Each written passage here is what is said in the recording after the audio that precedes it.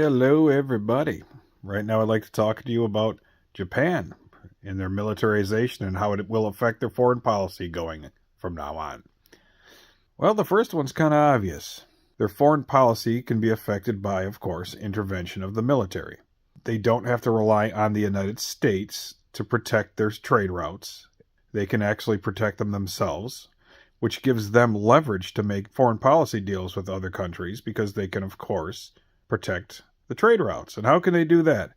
They now have a functioning light aircraft carrier that is capable of actually hosting F-35s. And it was converted, and it was actually deployed this year.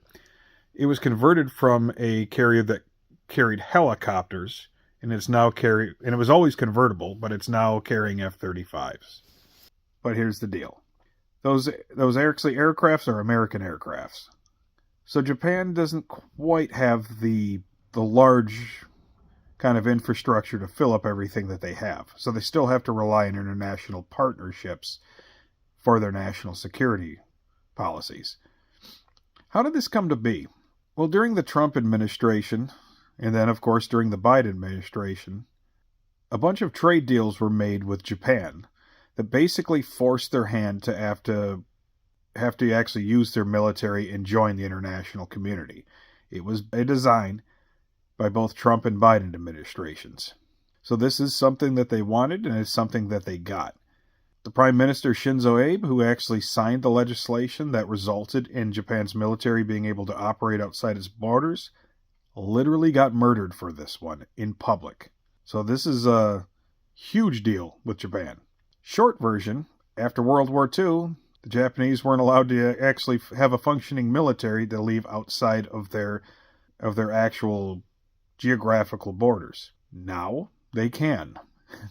That's a horrible oversimplification, and I skipped a lot of stuff. So do not just look at that and say that's what happened. But why does Japan need the United States to make a deal with their national security? Now this is going to be the fun one. Well, they were thinking about it with South Korea. They're an ally, they're a democracy. We have a lot of the same enemies, we're part of the West. But back in World War II, the Japanese government tried to genocide the South Korean people. And even before that, the Japanese royal family are actually descendants of the Korean royal family because, well, they just kind of went over to Japan and just kind of took it over. They brought in these tribal warriors, and forgive the pronunciation, called the Jawuk, to help them do it. It worked. But because a lot of them were marginalized after they had won the war, a lot of them became the Yakuza. This is about 600 AD. So the complications with the relationship with South Korea and the Korean Peninsula with Japan have been going on for 1,400 years. So it is centuries of two places that really don't like each other, and understandably so. Now, they're both democracies, they're both allies of the West, they're both allies of the United States, and they both are concerned with the actions of China and Russia and North Korea. So basically, all of their enemies bring them together. Let's take a look at some other allies in the region, potential allies in the region, should I say. Well, South Korea's a little iffy on them because of, well, all of what I just mentioned, especially the recent attempting to genocide them in World War II. Why don't the Chinese like them? Well, turns out the Japanese tried to genocide them in World War II. So the Chinese don't like them either. And since they've become an authoritarian government that's in late-stage demographic collapse, so they're extremely reckless and hard to contain. There's that. What about the Philippines? They're an American ally. Culturally, people from the Philippines can come right to the United States and assimilate perfectly because of the cultural similarities. One of the very few countries outside of the United States that actually likes the United States. And I love them for that.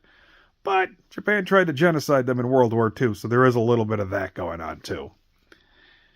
And if you really go to any of the Pacific Islands where Japan went to in World War II, it's pretty much the same story.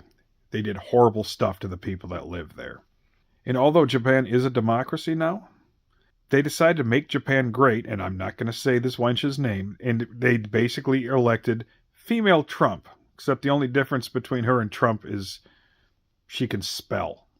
So right now they're going through a demographic collapse. They don't have enough people to actually sustain the economy they have and the immigrants that they need. Well, they're demonizing them, just like we're doing over here. Silver lining? Not really. I mean, Japan's going to be entering the international community. They have a solid military, and they're very capable, and they're very smart, but they don't have a lot of combat experience for obvious reasons. So it is another ally against the West. They're going to keep their troops in position and force the Russians to move troops to the east. They can also force the Chinese for troop movements to their east coast as well. So it does help at minimum. But unfortunately, with the way that the types of candidates that are being elected in Japan, it's the first step to authoritarianism. And if anybody does their history, it's quite scary when Japan becomes authoritarian.